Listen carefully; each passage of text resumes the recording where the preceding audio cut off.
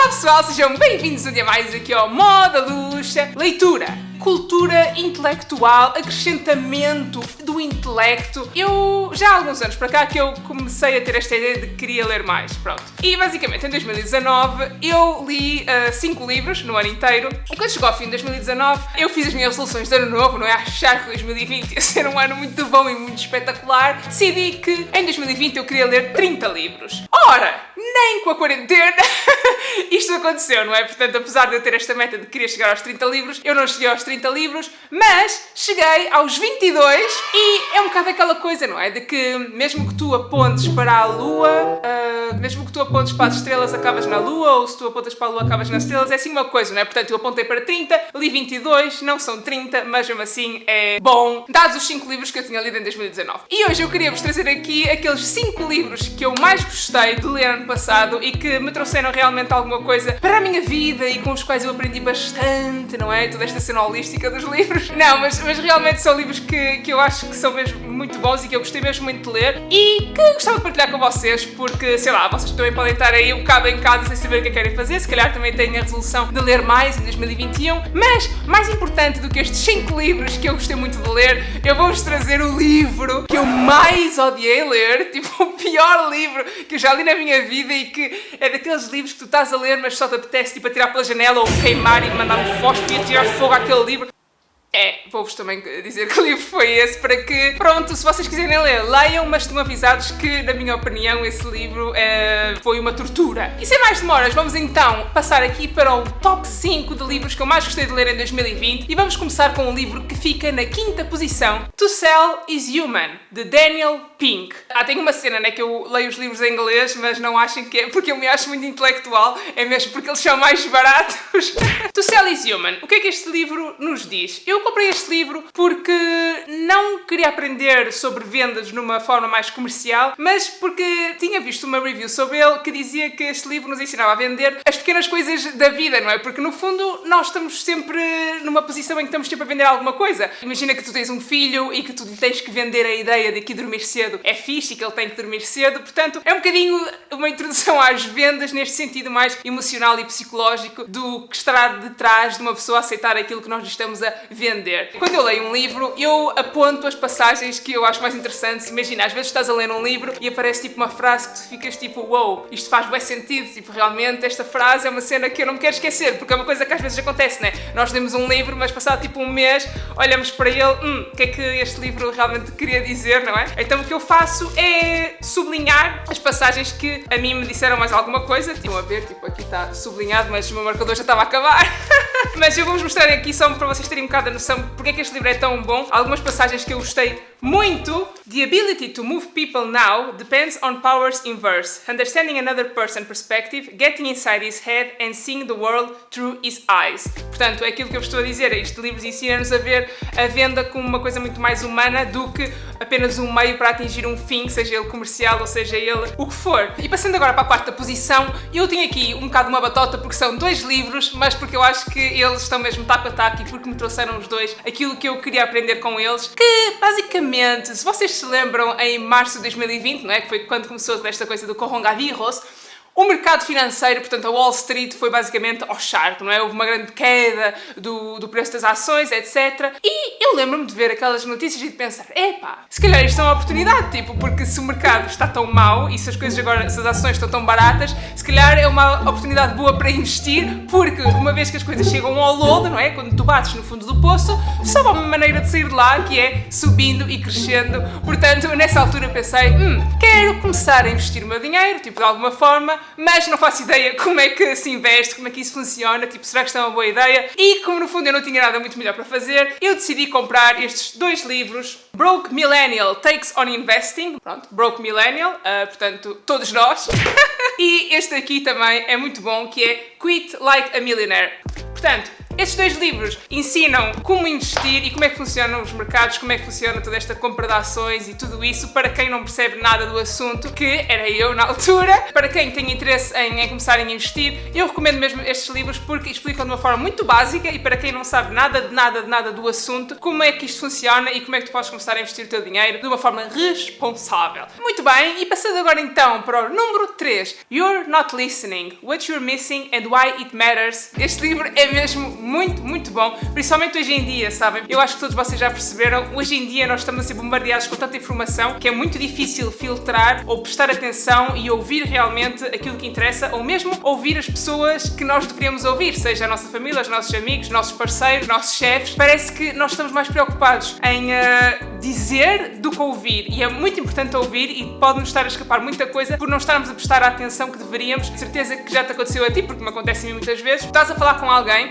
e essa pessoa está a falar e tu, em vez de estás com completa atenção nessa pessoa e ouvir o que essa pessoa está a dizer, tu já estás a pensar no que é que tu vais responder, ou seja, chega uma altura em que tu nem sequer ouves mesmo atentamente aquilo que a pessoa está a dizer. E é isso que este livro nos diz e dá mesmo técnicas para nós conseguirmos ouvir melhor, tipo parar, ouvir e para fazer com que a pessoa que está a falar connosco perceba que nós estamos a ouvir atentamente, sabem? Porque este livro também mostra que muitas vezes nós fazemos coisas que são involuntárias e que não estamos a perceber que estamos a fazer, que a outra pessoa, um bocado por instinto, vai perceber, ok, esta pessoa, esta gaja está aqui a falar comigo, mas não me está a prestar atenção nenhuma, portanto vou mudar de assunto ou não vou abrir-me da forma que poderia se esta pessoa estivesse realmente a ouvir o que eu tenho para dizer. O que é que eu vos vou mostrar? Passagens, não é? Como vocês já perceberam, me gusta mucho apontar as coisas que os livros dizem que realmente me ficam na cabeça. Not listening is in that sweet spot of things that can really stir up regret over time. It's essential to relationships and we can readily recognize it's something fully under our control.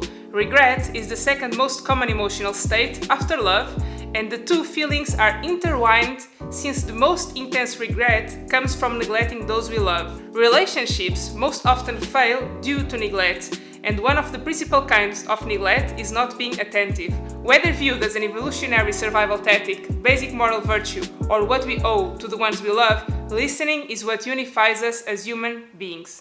Este livro é muito bom. Eu aconselho mesmo a toda a gente, porque cada vez mais se sente hoje em dia que nós não estamos mesmo a prestar atenção àquilo que ouvimos e que precisamos de mudar isso, e a Kate Murphy explica isso de uma forma muito boa, portanto, aconselho. Já estamos a chegar aqui ao final deste top 5, e então o vice-campeão, quem é? Nada mais, nada menos do que The War of Art, by Steven Pressfield. Este livro, pequenino e tão bom. Ai meu Deus do céu, a sério, vocês não estão bem a ver o bom que é este livro. E para explicar um bocadinho sobre o que é que este livro fala, vocês estão a ver aquela frase de Fernando Pessoa que diz: Deus quer, o homem sonha, a obra nasce?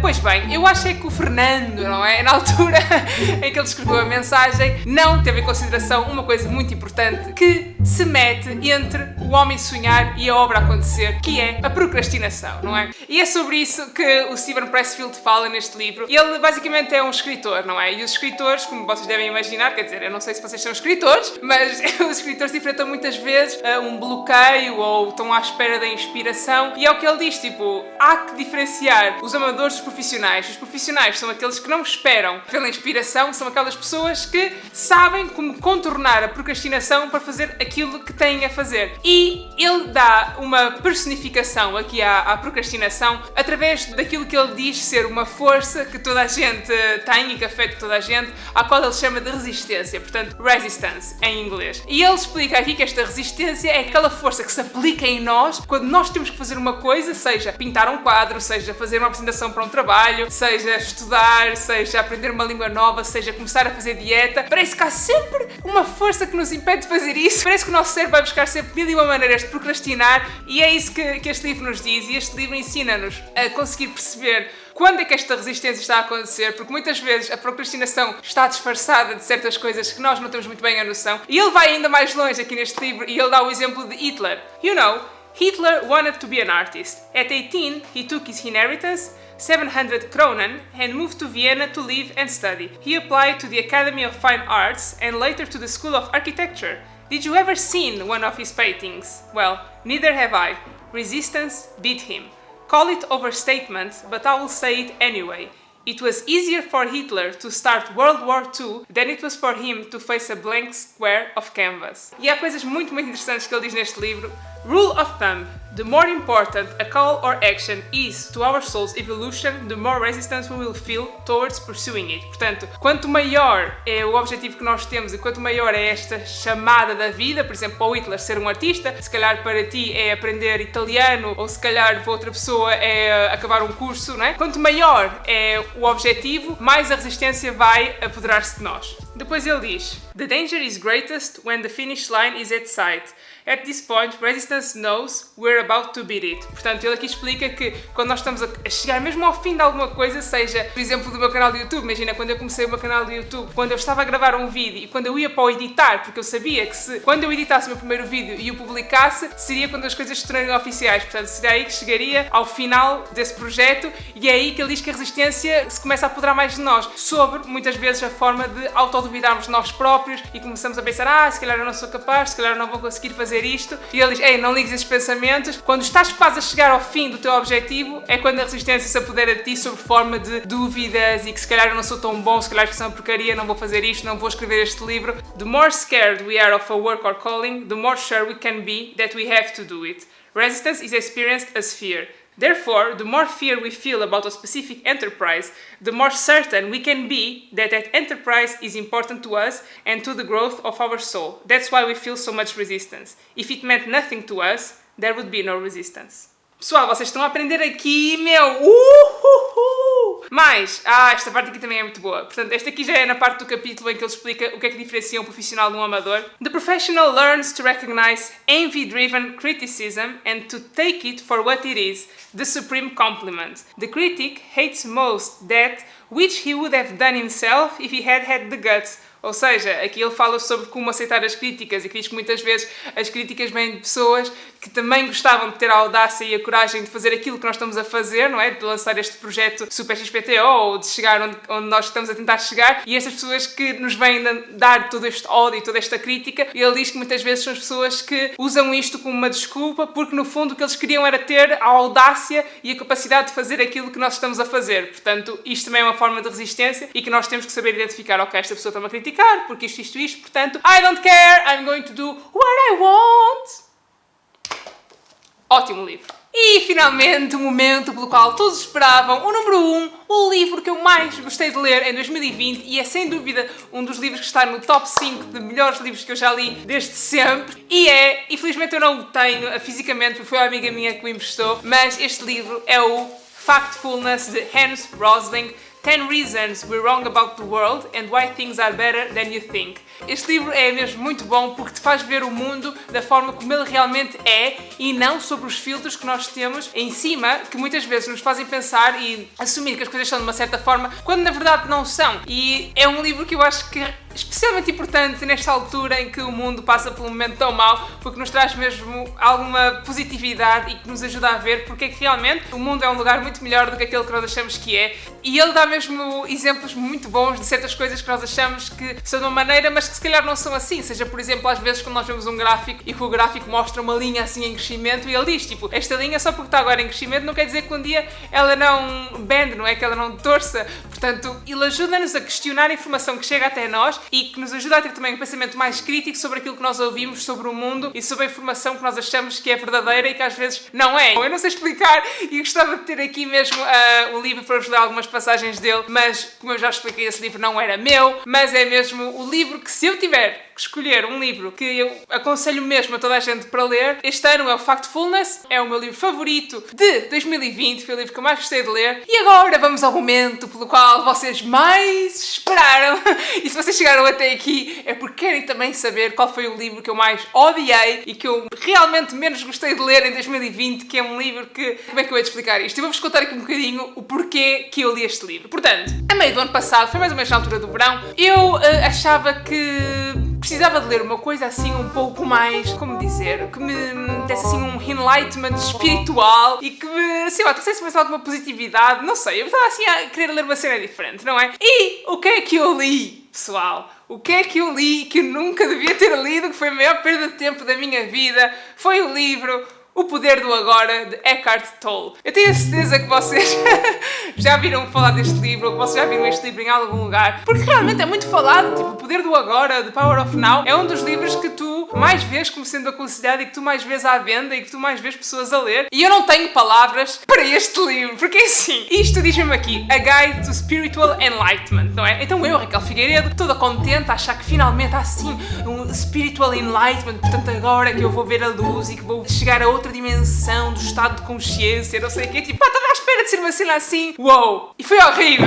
Tipo, eu comprei este livro para me relaxar e para me trazer assim alguma cena boa e isto só me trouxe nervos. Só me trouxe uma nervoseira tal que só me apetecia queimar esta porcaria. Mas como eu já tinha começado a ler, eu não ia parar. Foi mesmo a maior perda de tempo que eu já tive em termos de livro. E é assim, se calhar vocês discordam disto, não é? Porque realmente, para tanta gente ler Eckhart Tolle e para tanta gente gostar, é porque há de haver se calhar aqui alguma coisa que eu não percebi. Mas no fundo este livro resume só uma coisa que é: se tu queres aproveitar a tua vida, tens que viver no momento presente, porque o futuro ainda não chegou, portanto, porque é que estás a preocupar com uma coisa que ainda não sabes como é que vai ser e estás a pensar no futuro impede de viver o momento presente, e estás a pensar no passado, portanto, tudo aquilo que aconteceu no passado também não vai fazer com que o presente mude, portanto, tens é que viver no momento presente e aproveitar o agora, porque isso é realmente a única coisa que tu tens. Pronto, este livro resumia-se numa página, mas ele vai de uma forma super espiritual e budista e não sei o que falar sobre essa porcaria no livro todo. Opa, eu não sei, eu não gostei nada, não aconselho, portanto, não leiam O Poder do Agora, ou leiam, tipo, façam o que vocês quiserem, na verdade, tipo, se calhar até o vosso livro favorito. E foi isso, no fundo foi isso, não é? Portanto, mostrei-vos aqui os 5 livros que eu mais gostei de ler em 2020. Claro que para 2021 eu tenho na mesma o objetivo de ler 30 livros, pessoal, ok? Porque uma pessoa continua a apontar para as estrelas, mesmo que depois caia na Lua, pelo menos a Lua, se forem mais de 20 livros, já está bom. Se vocês quiserem saber os livros que eu planeio ler este ano, e eu até gostava de ter mais pessoas no Goodreads, portanto esta é a rede social, esta é a rede social que eu uso para apontar os livros que eu gostava de ler e para dar pontuação aos livros. Portanto, eu vou deixar aqui em baixo o link para o meu Goodreads, sigam-me lá, que eu assim também sigo vocês. É isso, portanto, primeiro vídeo de 2021, estamos aqui para mais um ano, estamos aqui para mais um ano de moda luxa, estamos aqui para mais um ano de intelectualidade, e não só, portanto, vocês já sabem que neste canal podem esperar de tudo um pouco. Se gostaram deste vídeo, não se esqueçam de deixar o vosso like, subscrevam, partilhem este vídeo com pessoas que também têm o objetivo deste ano de ler muitos livros ou de ler alguma coisa, e vemos no próximo vídeo, pessoal! Tchau!